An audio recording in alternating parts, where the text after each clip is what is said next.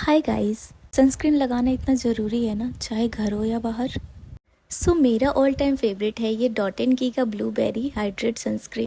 इसमें SPF 50 PA+++ जो strong UV protection देता है और बिल्कुल नॉन ग्रेसी है। प्लस इसमें हाइड्रोनिक एसिड और सेरेमाइड्स है जो हमारे स्किन को हाइड्रेट और रिपेयर करता है।